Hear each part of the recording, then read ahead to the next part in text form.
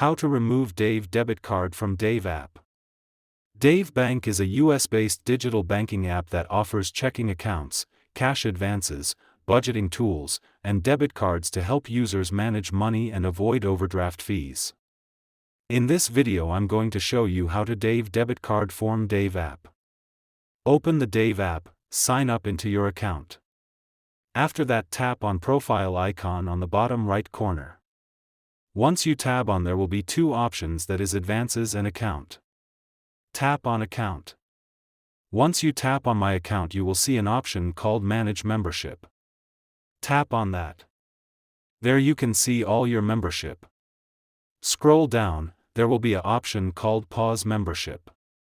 Tap on that, it will ask you tap on got it, simply tap on got it. After that it will ask you to slide to remove your membership permanently, simply do it. That's it, it will remove your debit card from Dave app. Thanks for watching.